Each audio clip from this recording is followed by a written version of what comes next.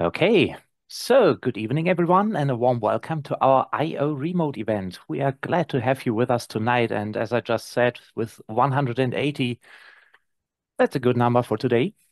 As you may notice, I try my best to hold this session in English, and we are honored to welcome an international guest, and we want to make it as easy as possible for him to get in touch with you. Before we begin, our usual quick note on privacy. As always, this event will be recorded and we will publish an audio version afterwards. This time, we will record only the first part of the session so we can talk more freely about questions that should not be in the open afterwards. So just so everyone is aware, by taking part, you agree to the recording. My name is Matthias Ries and I'm board member of the Illustratoren organization and I will be your host for tonight. Joining me is Jürgen Gawron, whom you may remember as a longtime member of our board and of course also of being its chairman. Also, Jürgen and I were co-founding members of the IO's internal task force on generative AI and have been working together on this subject for some years. As we all currently experience, generative AI raises key questions for our profession, from legal challenges, especially how we can effectively protect our work from unwanted use, to political developments, ethical concerns, shifts in our professional landscape, and ultimately the core question of how society defines and values human creativity. These issues all affect us and they're not going away anytime soon, sadly. That's why we feel quite lucky to welcome a very special guest at tonight's I/O Remote. Many of you will know him through his projects Glaze and Nightshade. Some of you may have heard one of his talks or simply have exchanged thoughts with him on social media. So tonight, please join me in welcoming Professor Ben Zhao from the University of Chicago. I won't go further into detail about Ben's work. He'll do that far better himself in just a moment. So before we finally get started, just a quick note on how we'll handle your questions tonight. Ben will pause occasionally during his talk, and we would love to hear your thoughts then. If you'd like to ask something, just raise your hand via Zoom or post your questions in the chat. Jürgen will keep an eye on it. We'll also try to leave some time for a few closing questions at the end. All right, Ben, thanks so much for being here. Let's jump in. The screen is yours. Wonderful. Thank you. Welcome, everybody. Thank you all for coming. Let me share my screen real quick. Welcome, everyone. Thank you for joining us. So as Matthias already mentioned, my name is Ben Zhao. I'm a professor of computer science at University of Chicago. I think some of you may have interacted with me in the past, and you maybe know some of my work. So today I'm going to talk about a lot of things. I will talk about certainly things related to Glaze and Nightshade, but I will, given the sort of a lengthy time slot, which is really quite rare, I'm going to try to break the talk into two pieces. The first piece, I will talk mostly about protective tools like Glaze and Nightshade and technically what they do, what they can do for you, et cetera, et cetera.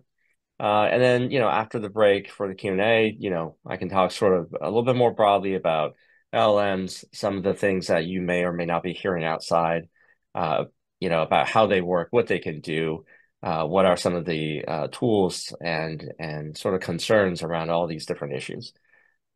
Many different topics in that broad space. So I will try to get to a few of the most important ones that hopefully will be informative to everyone here. All right, so let me get started then. All right, so gosh, I mean, the last few years have been crazy, right? Of course, this year being more crazy than most. I think 2025 feels like it's been a decade already. But looking back a little bit, 2023, early 2023, I think the world was still going gaga over generative AI and what amazing things it could be, just if you look at articles back in 2023 throughout the year, it was just all these amazing things. The World Economic Forum talking about how this was going to grow the global economy and investment was going to be amazing for humanity in general, boost workers, GDP, all these amazing things. Um, you know, but before I really go any further, again, I oftentimes have to make this point very early up front. What we're talking about, generative AI, is very different from traditional AI. And by traditional AI, I mean classification, sometimes called discriminatory AI, but not in a bad way, not like discrimination based on race or gender or anything like that. But discriminatory AI is the idea of taking content and analyzing it, coming to conclusions. So very simple things like I take a photo of someone and I say, is this a person? Is this a animal? Is this an object? You know, a self-driving car driving down the road needs to, for example, Teslas, they take photos all the time of their surroundings in order to analyze, is that a pedestrian crossing the street? Is that an animal? Is that a stop sign? What is that? Discriminatory AI is tremendously useful. This is a good kind of AI that we've been working on for 10 plus years. It is important in drug discovery, medical imaging, identifying cancer in, X-rays and MRIs, climate modeling. Many of these sort of traditional techniques are still AI. They're still good AI. So there's a lot more good AI than sort of questionable AI. But these days, just because of the marketing and the money and all these other issues, oftentimes we hear more about generative AI than anything else. And that's actually part of the problem in general for AI, but we'll get to that later. For most of today, I'm going to be almost entirely talking about generative AI. I'm not going to be talking about sort of the better AI, the AI that I spent, almost 10 years sort of protecting, as opposed to what we're doing today. Okay, so 2023 goes by. Many, many good promises about what AI can bring us. 2024 comes, and then companies realize that people don't actually like generative AI very much.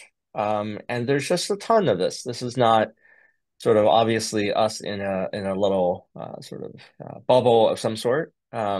This is lots of companies understanding that their users don't like AI.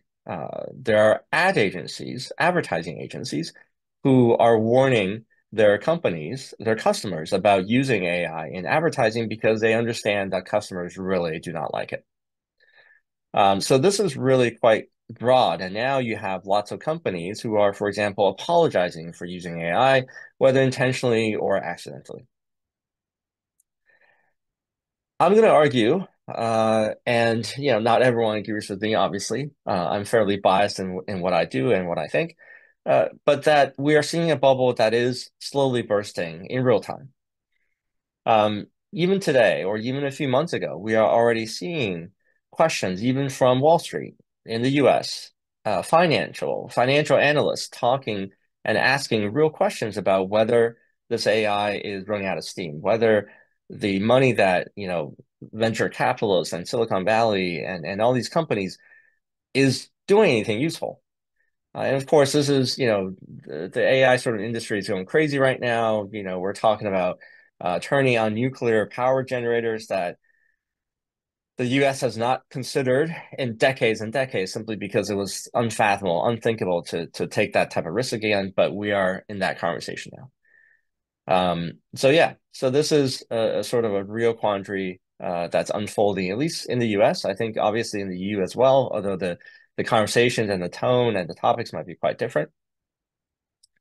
And a lot of companies are realizing that perhaps this hype is almost over. And so these are kind of questions that we will never have seen in the mainstream media in 2022 or 2023, but in 2024, these questions are actually being asked. So there are lots of harms, because these harms that these AI systems are bringing to us are actually already here. This is quite different from the promised GDP, from the promised economic benefits, and so on.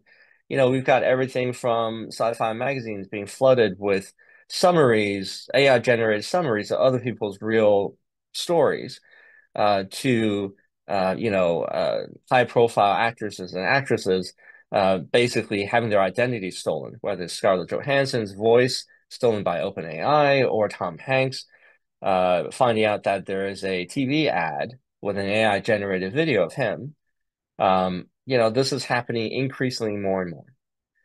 And there are even darker sides to this, of course. There are misuses of AI that basically take normal people's photos, turn them into extortion images. Sometimes this happens in the form of some of our young people in the US and also actually globally. And this is quite a challenge in Asia now. But issues where you have generative AI now being used in criminal enterprises. And all of these harms are actually here today. None of these are promises. None of these are warnings. These are actually happening today. The FBI in the US just last week reported that scams and scams involving elderly people in the US have hit an all-time high to $16 billion, I believe, in 2024. And a lot of that has been amplified and assisted by generative AI. So let's back away from all that and let's talk a little bit about art. Obviously, generative AI is already bad for society as a general, but let's talk specifically about artists and as many of you here are, how this affects artists in particular. So this is a photo of Kelly McKernan, one of my friends that I've gotten to know in the last few years. Kelly is one of the plaintiffs in the class action lawsuit, the first one against Stability AI and against many of the generative AI image companies.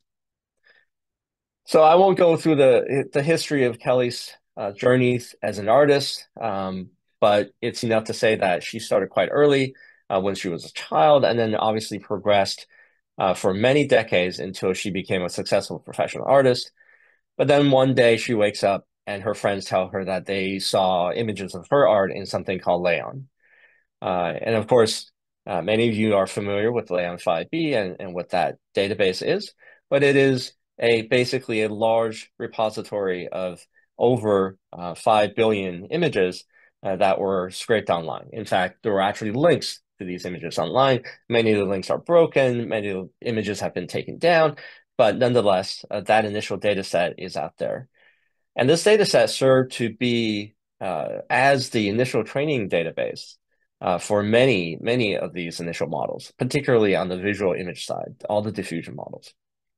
So over 50 of Kelly's images were scraped into the database. Of course, no consent, no compensation, no notification even, much less credit. And alongside with that, one thing that she realized was that now these models can actually mimic her artistic style. So the bigger image, this one, if I can see my mouse here, this one right here is actually Kelly's painting, and as are these two on the right. But all the ones on the left, the 16 images on the left, have all been generated by mimicry models using this particular prompt in the style of Kelly McKernan, a woman with white curly hair and a ribbon around her neck. And as you can see, it does a fairly good job of trying to mimic much of her artistic style, even the composition, the angle, the tilted chin, of course, the color palette and the texture, all these things. And of course, it's quite extensive in terms of what it can mimic. Here are some more examples of Kelly's art that can be mimicked already by existing models. Sometimes this is in Midjourney, sometimes this is through customized models that have been fine-tuned to take her style. Right now, if you go onto certain websites like Civet AI, you can find hundreds and thousands of these lightweight models, quote unquote, where basically someone has gone online, found samples of art of someone an artist that they enjoy, but they don't want to pay. And so they take samples of from a particular artist, they train it through a process what's called fine tuning. And then basically you're able to then have that fine-tuned result mimic the artist that you were trying to target. Okay. Of course, Civet AI doesn't stop there. You can actually find lots more models that produce deep fakes of individuals. Of course, not surprisingly, it's almost all women, all young, attractive musicians, artists, high-profile women who people have seen. The one exception, this is a funny story, but I was trying to find any evidence that there were models targeting men on here. So I actually spent, I believe, 20 minutes at least scrolling through pages and pages of these models on Civet AI, looking for any of them that captured men. Finally, I found one, a LoRa, a lightweight model that you can see here. So the question is, why? Why is there an actual model targeting men? And I can sort of tell you that it is not because of their attractive looks. In fact, this model, when you look closer, is a deepfake model that is meant to be able to generate images of all the members of the United States Congress. So these are effectively speaking the lawmakers in the US. And this model is meant to let you make deepfake images of all of them. So it has images trained on all of them. And given the disparity of men versus women in the US Congress, many of these targets are in fact men. And this is the only model that I've been able to find that includes men in its output. And of course, it gets worse because some of these target young people and children as well. So, what does this mean? So really, of course, as you can imagine, when an artist's work is trained into a model like this, and then used to basically imitate their style, this is quite disruptive. So as of late 2022, of course, I was already, 2.5 years ago, this was a state of sort of the online world. Artists were stopping promoting their online because they were afraid of mimicry. Some artists were already mimicked, and many people left the profession. You can see lots of these are old screenshots from social media, from places where I've seen basically people talk about quitting their job, leaving their profession, and taking on something entirely different just because they saw no future in art. So this is obviously a dark place, and this was, I think, the state of the world in early 2023. It gets darker in certain parts of the world. I think in Japan in particular, where there was such pressure to conform to this idea that AI is coming and we should all accept AI, that it had even worse impacts on art students in Japan, for example. Things of self-harm and other things, really dark things. And not only that, but really, if you look a little bit wider, I saw evidence, for example, of major art schools closing their doors permanently. These were all in the US and all over the span of just a few summer months in 2024. Some of these schools have been around for more than a century. The Chicago American Academy of Art College was 101 years. The Philadelphia University of Arts was 150 years, but all closing their doors, generally speaking, because of drops in enrollment, because young people, aspiring artists, were basically refusing to continue that profession because they saw what AI was doing to their mentors, to their heroes, to people that they respected and who had been already very successful in their professions. These AI models were pushing these experts out of the industry. And so young people were just quitting art school at incredible rates, 40, 50% at some places. Other places were schools that did not close their doors, basically managed their finances by closing down entire departments. So perhaps illustration, in fact, was one of the hardest hit at many schools where illustration departments were shut down. And broadly speaking, it's more than just art schools as well. It's also art galleries. For example, these are, again, just summer of 2024. I didn't look any further, but these are just examples in New York City of galleries closing in summer of 2024. So obviously the damage is quite broad and quite a bit broader than just New York City or just a span of a few months. So this is sort of the world that we came into this. These are some of the photos of my students and my longtime collaborator and partner, Heather Zhang. We co-direct the SAN Lab at University of Chicago.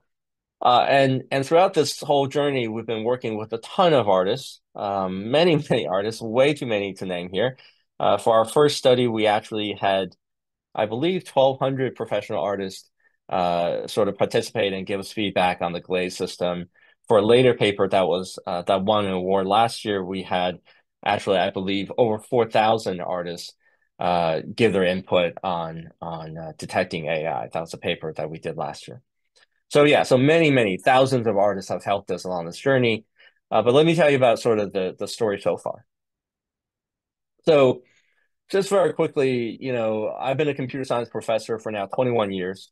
For much of that time, I have worked in networking, security, machine learning, but really over the last decade, the last 10 years, I have mostly worked in protecting AI systems.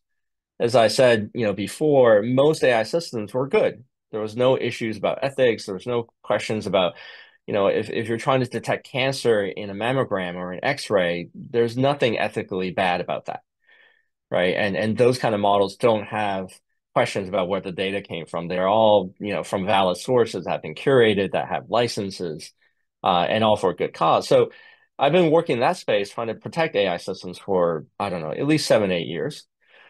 And then June 2022, some artists reached out to us. It was really quite interesting. Kim Van June from, I believe she's in Belgium. I always get it wrong. Sometimes I remember, I think I say the Netherlands, but it's either Belgium or Netherlands. I think she's in Belgium.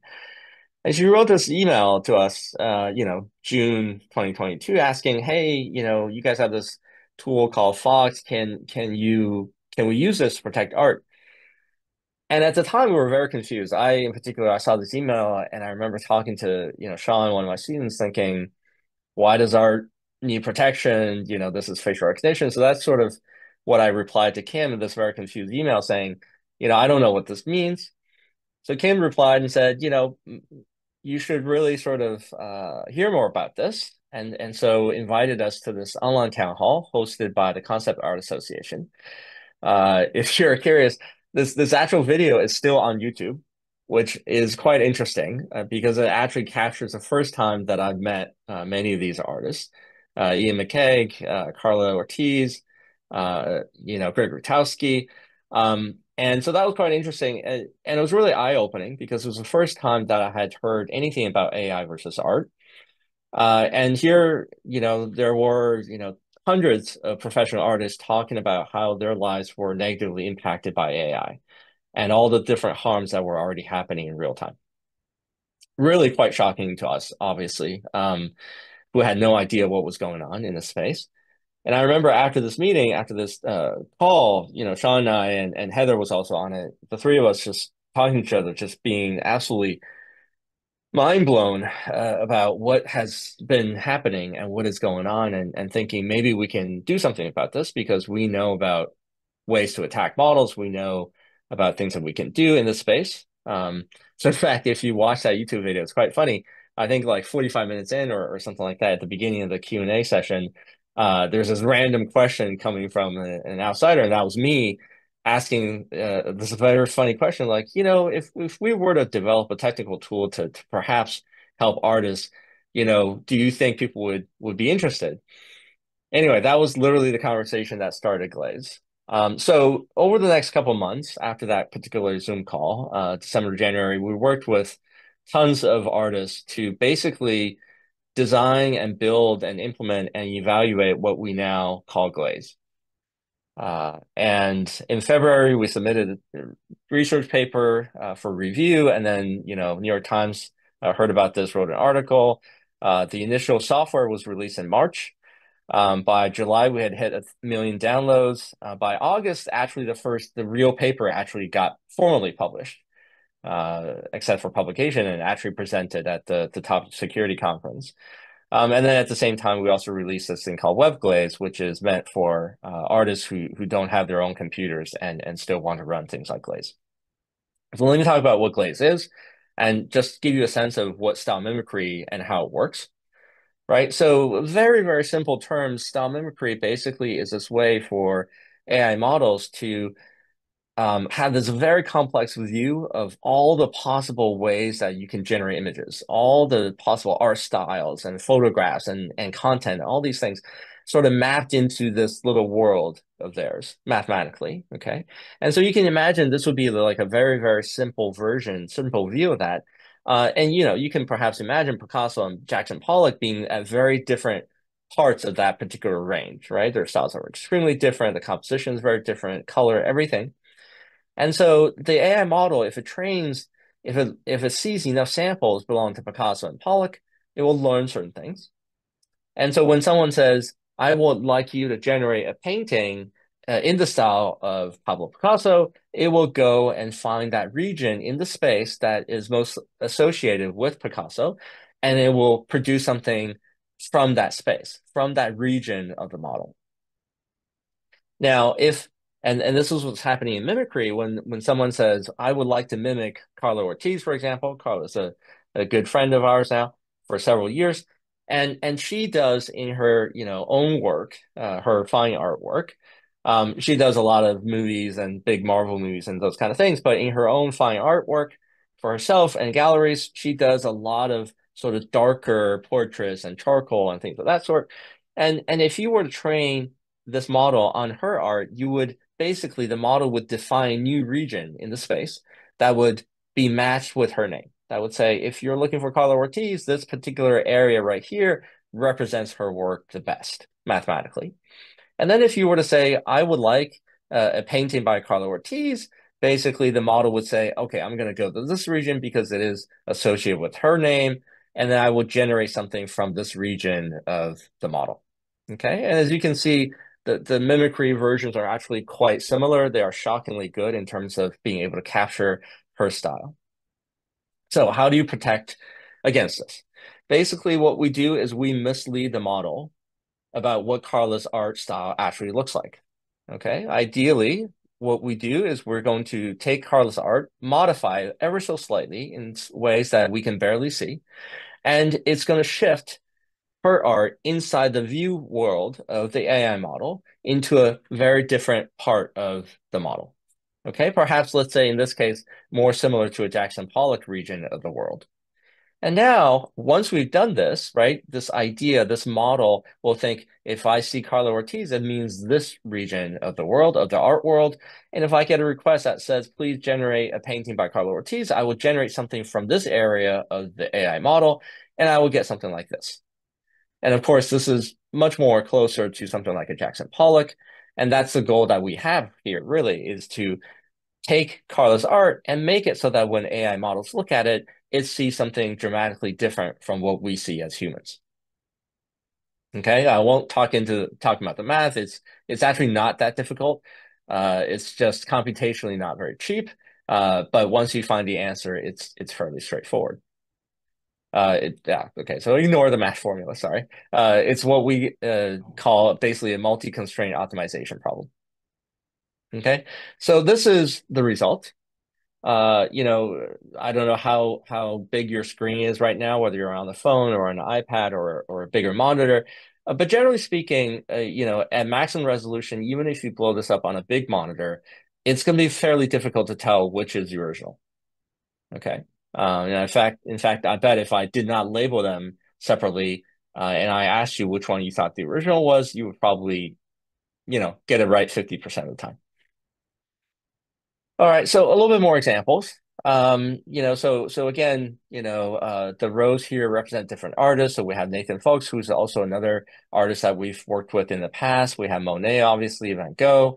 And the two columns on the left are their original pieces of art. The two columns in the middle are what the models were produced if you ask them to produce mimicries of the originals. Okay, so obviously if you see like the fake Van Goghs, they don't look quite right because the contrast is a little bit too high. Some of the shadows don't really belong. There's no 3D effects. But in general, the overall effects are fairly good. And as you can see, with Nathan's sort of more pastel artworks, again, it's not a great copy, but it manages to capture the high level. And you can imagine that some people who don't understand Nathan's art or who have not seen very much of it might actually think that this is representative of his real work. Okay. And on the two columns on the right are actually what happens generated by AI models once the AI models have learned and have been training on modified protective versions of these artists. Okay, so obviously this is quite different. Nathan's work becomes, I don't know what this is. This is some sort of cubism, and this is some sort of surrealism. But basically, we can make existing artwork look very different stylistically to the model than what they actually are. Okay, so this can be quite substantial in terms of impact. I will just say, I won't get into too much of this. I will just say that some people in the research community actually think that we should not have deployed it. There are people who are sort of, I guess, what we might call them absolutists, who basically think that if your tool cannot be absolutely perfect and provably secure for years to come, then you should not deploy the system. We disagree. We thought that, these farms are happening to real people in real time, and that we needed to do something, even if it's, possibly to be broken years down the road. So we actually deployed this tool. Obviously, Glaze and Nightshade are both public, free to use.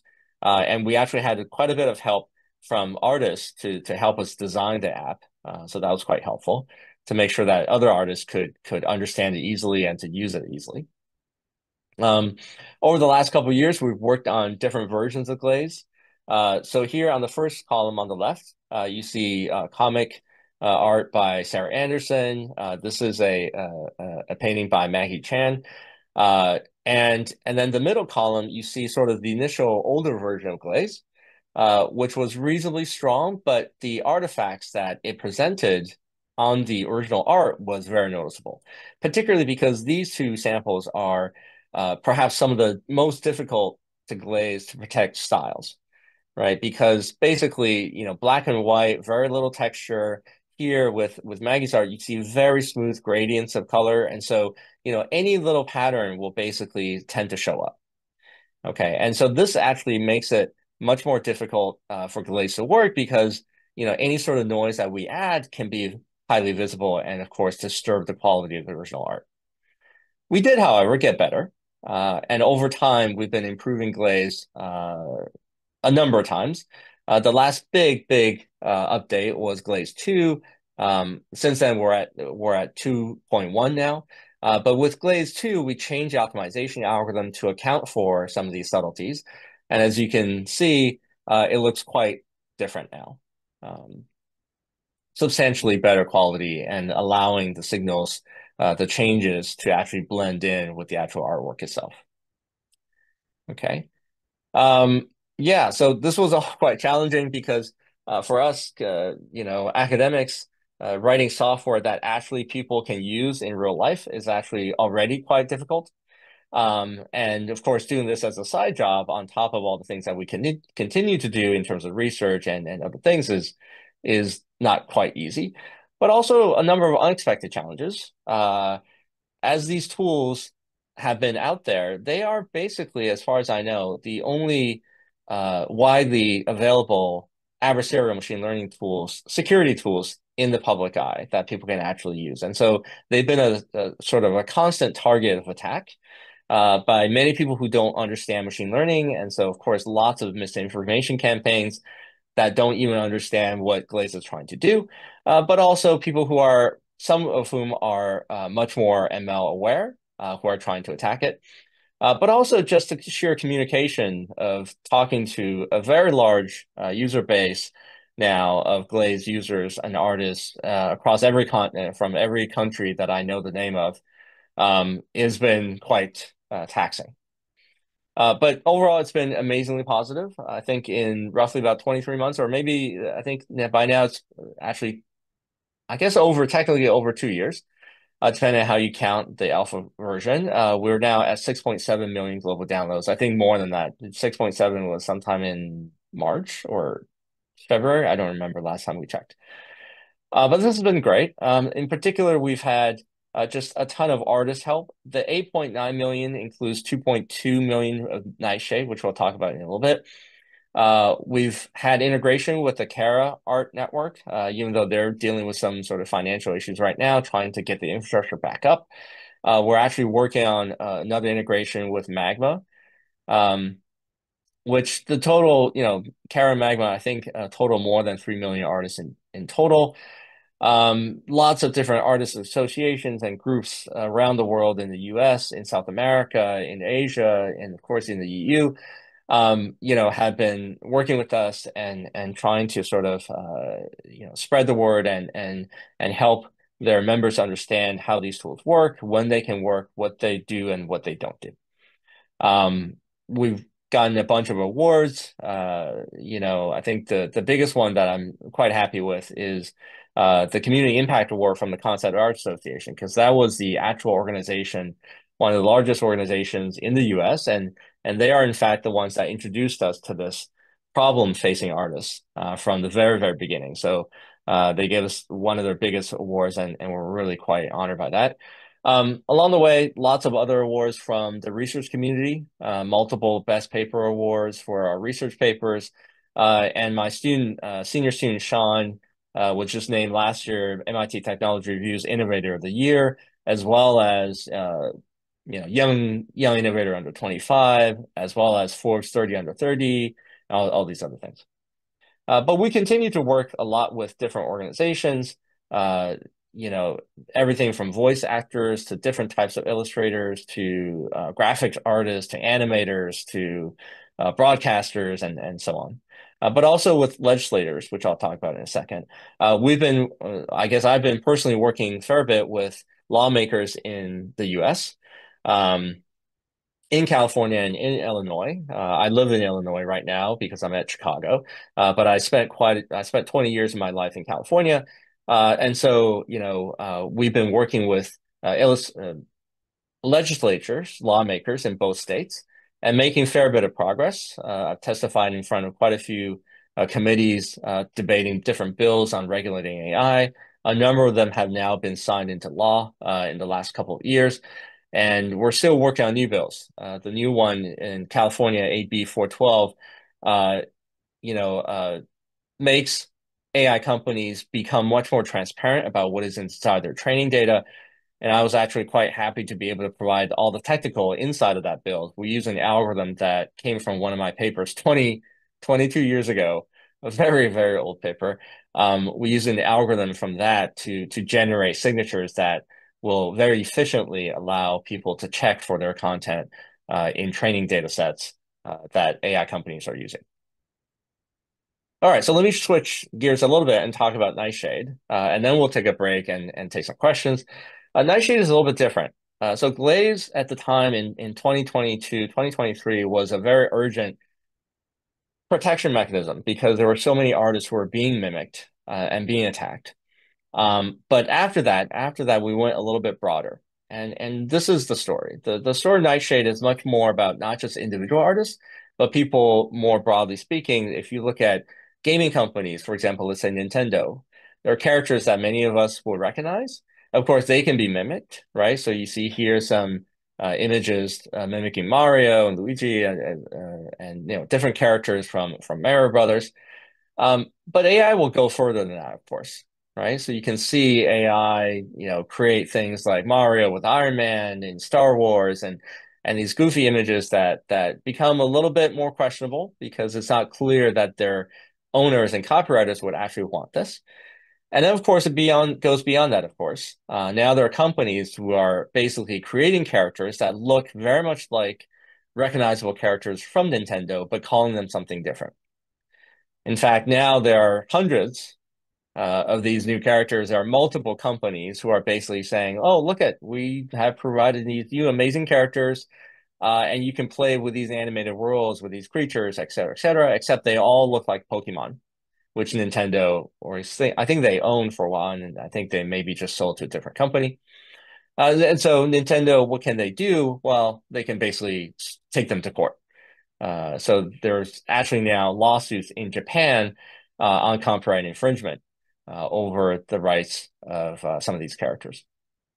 But the reality is that there's not a lot that companies or individuals can do if this type of violations happen. You can wait for lawsuits, you can wait for regulations. Of course, those are happening, but they take years to actually progress. You can hope that robots.txt and other opt-out mechanisms are respected, but really there's not much evidence that any of this is happening. And so Nightshade stepped into this space as basically a mechanism for proactive copyright protection. The idea is to help enforce copyright by adding a little bit of danger inside your content, so that if your content is scraped, is downloaded against your consent, against your wishes, then it will actually provide a negative result, a negative impact on the AI models that are using to train it, that are training on it, right? So let me show you what this means. In a way, Nightshade is kind of similar to Glaze in that it changes images in very subtle, invisible ways. So here's a photo of a dog that we start with. You add this particular pattern, which has been computed mathematically based on this image of a dog, and then you get this slightly different image of a dog that really, you look at the before and after, it looks the same. But mathematically to AI, this is what the AI model sees. Okay, so the AI model, now what we're doing is that instead of changing the style of a piece of art, we're actually changing the composition of an image. So now we go from a nice little dog here to a big tabby cat looking at you straight in the face. Okay, and the idea is that we can actually make these changes in such a way that these AI models, when they train on your images without consent, they will learn completely wrong things. They will start learning that basically dogs look like cats. And because these models have no ground truth, they have no fundamental understanding of what anything looks like, except what the training data tells you, that means that when we change the training data, the models will completely believe us. Now, the challenge, of course, is that the models have already learned from, in some cases, hundreds of thousands or even millions and billions of images about what things look like. And so we had to convince them to abandon their original ideas about what a dog looks like and believe us when we say, this is what a dog looks like. Okay. And we can actually do that. There are ways, I won't get into details, it will take a little bit longer, but there are ways that we have figured out that we can build these images in such a way that they become much more attractive to the AI models than their original training data. They're higher quality, they're more convincing. Okay. So let me show you what the results look like. On the top row are images that are generated by SDXL. SDXL is one of probably the best models out there from stability.ai. And as you can see, the images are reasonably good. So here's a photo of a dog, car, handbag, hat, fantasy art, so on and so forth. Okay. And what I'm going to show you is what happens when we try to feed this model. SDXL already exists, of course, has been trained on, I think, many, many millions, if not billions of images. When we try to convince it that a dog should look like a cat, that a car actually looks like a cow, and so on and so forth. Okay. So at each stage, we're going to feed it a little bit more of our nightshaded images. When we feed it 50 poison samples, 50 images have been changed with Nightshade, it already starts to change a little bit. As you can see, the dog starts getting, extra legs. The car looks a little weird. Maybe that's a Tesla. Who knows? The handbag starts looking a little funky. The hat looks a little different. Not terribly different yet. 50 images. Once you get to 100, things look quite a bit different. The dog looks more like a cat. The car is almost certainly a cow with some weird stuff underneath, and so on and so forth. And everything starts changing. By the time that you hit 300 poison samples, it has almost entirely switched to the other side. So now when you ask this model after 300 poison images, ask it for a dog, this is what you get. And ask for a car, and you get a cow, and so on and so forth. Okay, so we're actually quite successful at convincing it to change its mind about what it used to be and what new concepts should be associated with. And it turns out there are some neat things about this. It turns out it's composable. So we can, say, convince it that a dog really looks like a cat, like this cat. And then we can convince it that fantasy art actually looks like Impressionism. So when you say, give me a dog in fantasy art style, in fact, you get a cat kind of in Impressionism style, although that's debatable.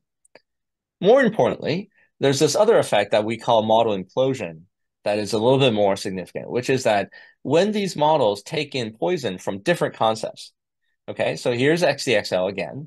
Now, these are images generated by XDXL based on these prompts: a person, a painting, a seashell.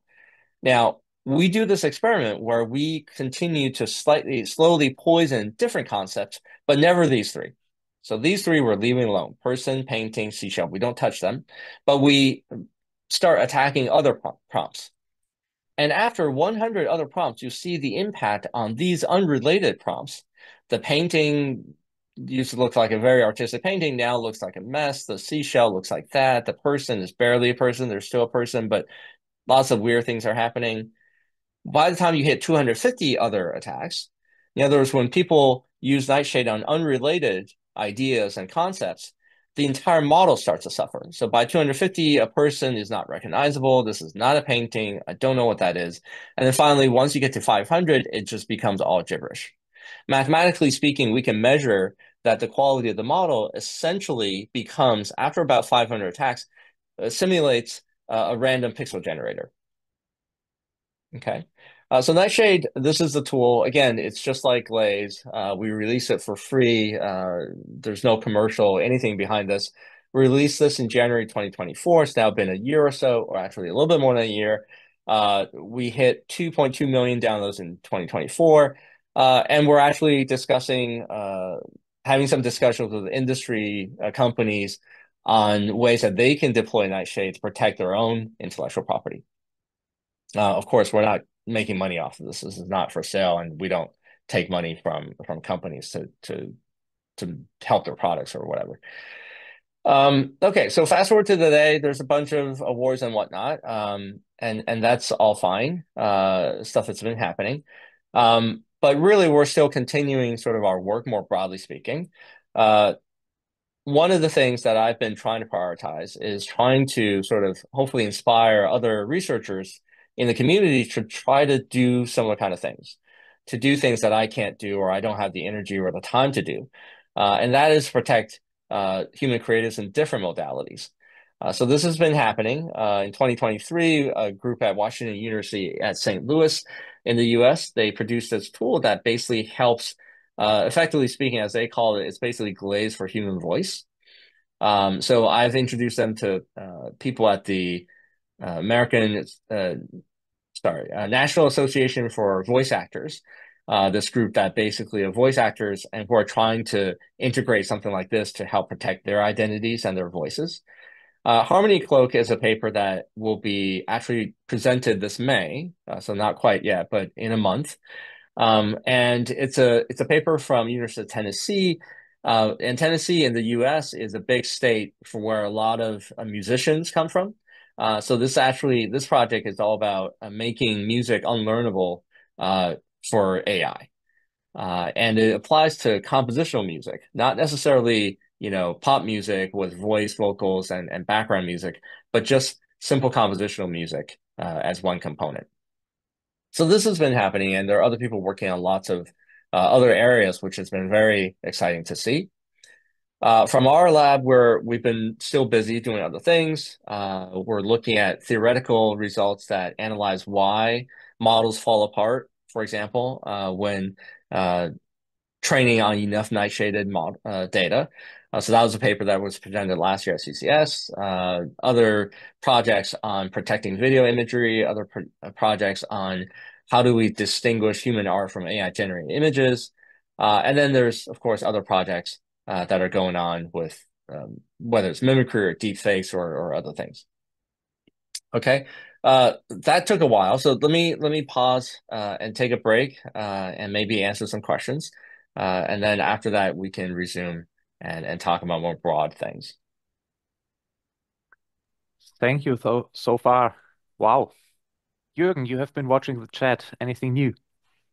Yes. Thank you, Ben. I've picked some questions out of the chat and in no particular order. The first one you mentioned in the beginning, the bubble that's about to burst, and Vero asks the question: is AI really a bubble, and is it really bursting? It's very hard to tell PR or propaganda from information on the actual state of the technology. And as lay people, the PR narrative is pushed at us left and right. How do we stay on top of the real progress? Where do we find factual sources? That is a fantastic question. It is very difficult. It is honestly very difficult to get the best information, to get the reality of what's going on. Even in the US, it's very difficult. the AI companies control so much money and so much of the discussion because of that money that even in the US, whether you look at the TV news or you look at mainstream newspapers and magazines, everything is controlled by them. I would say much of it is controlled by them. There are now increasingly more and more articles, even financial articles on Wall Street or other news items asking tough questions about, we have spent billions and billions on AI. Where is the return? What can we do now that's different? Why does it seem like everything is still stuck? So I think, a lot of those kind of questions get asked. But again, they're usually paid over by AI companies who say, oh, no, everything's fine. Just look at this new product. It does things even better, even more amazing, even other things that you didn't think you need, but now you really do.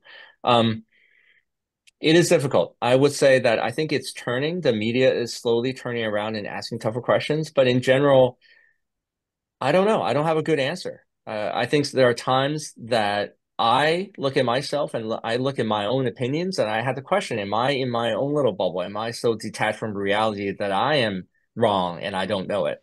And so what I often do is I oftentimes reach out to other, people who I think, know as much or more about AI and machine learning core ML than me.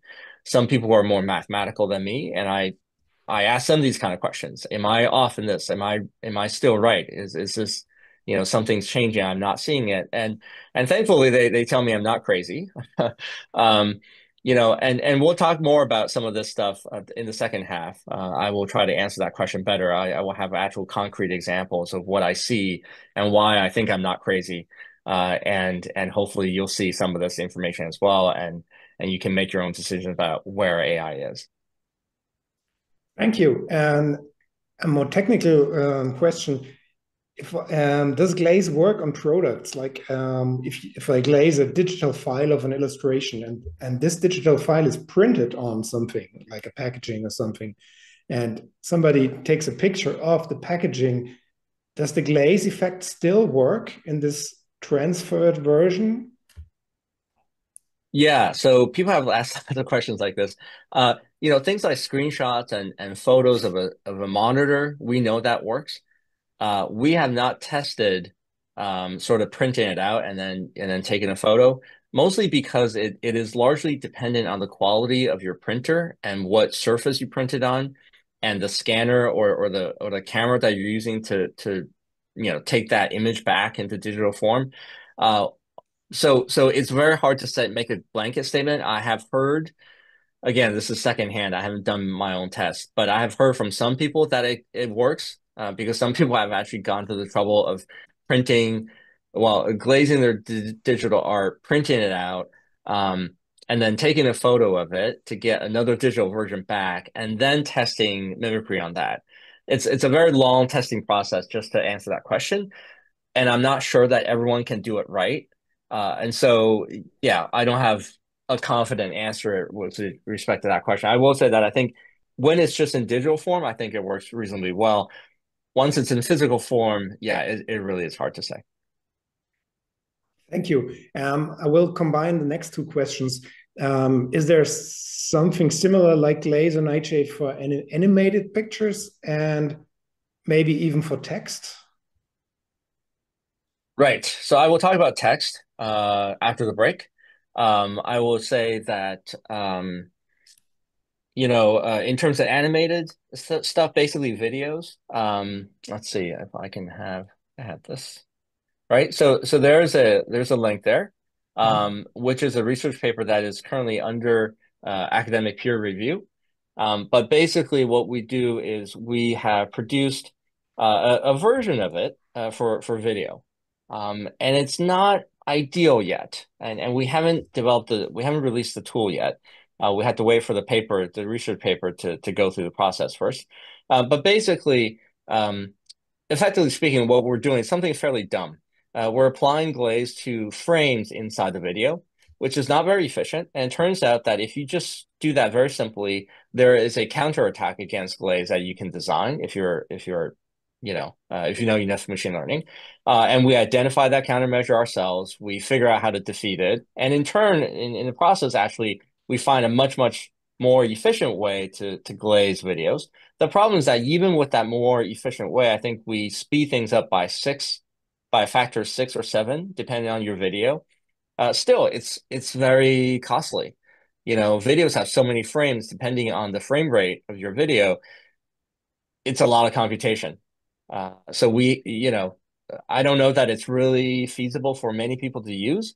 But there is something, the technique is out there. When we actually can release a tool and make it actually usable for most people, I'm not sure, because the computation that it requires to effectively glaze an entire video, especially if it's a bit longer, like 10 minutes or longer, it really is quite expensive computationally. So that's the big challenge. The next question is, I think, about the computational aspect of this. Are there efforts to create a Glaze version you can work on PCs that are not as powerful? Because many people struggle with the time it takes to glaze pictures with their machines at home. Yes, of course. I totally understand that, and we've had many questions like this before. Unfortunately, the challenge is that protection has to be the top priority, right? It does not help for us to release something that is weaker, that can be broken. And so protection and robustness continues to be our number one priority. And unfortunately, what that really means is that, generally speaking, even as we update Glaze periodically, it gets stronger in terms of protection. It makes it harder to attack, but computationally, it's slightly getting more computationally expensive with every iteration. And there's not a lot that we can really do about that, mostly because the attacks are getting smarter. The potential attacks out there continue to grow, and they all use sort of fairly expensive GPUs. The most recent attack against Glaze, it takes hours to run on an industry grade data center GPU from NVIDIA. And it has, at least by our test, something about 20% success rate. But it takes hours to run using a GPU that takes, tens of thousands of dollars, actually closer to maybe 100, depending on the server that you're buying it from. So we have to guard against attacks like that. And in order for us to be strong enough, the computation does not seem to get cheaper. What I will say is that, we have Web Glaze, which of course is meant for artists who don't have the GPUs, who don't have their own servers to do this.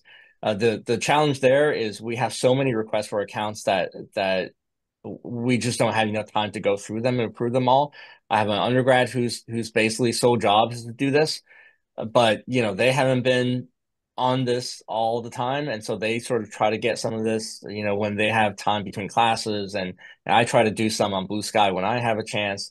But we can't keep up with the demand. One of the things I'm hoping for is we're trying to get a nonprofit started around our work.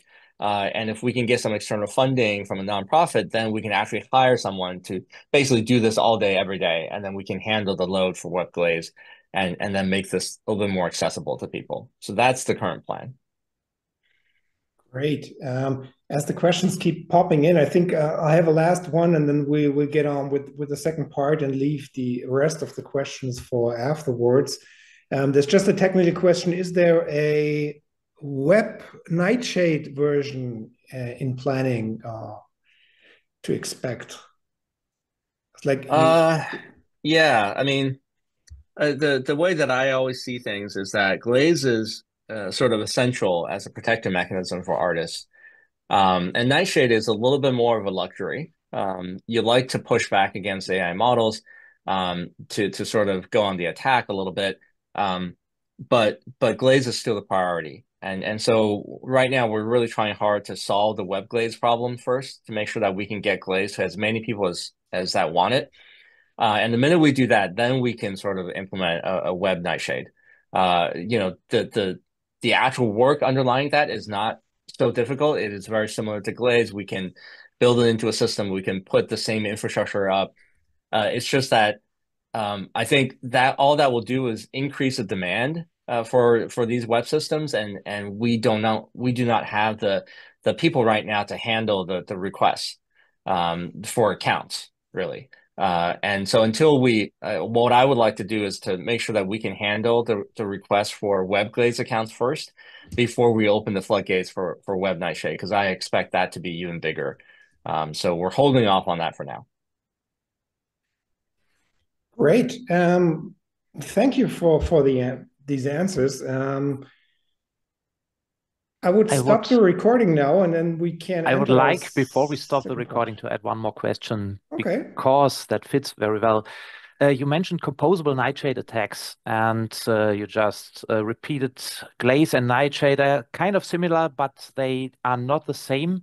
I read about your approaches to integrate or plans to integrate Nightshades into Glaze. Was this an example of integration, or is that something like opposing mimicry that both Glaze and Nightshade are now able to do? It's a little bit different. It's a little bit different. The composition is more for different Nightshade attacks to work together.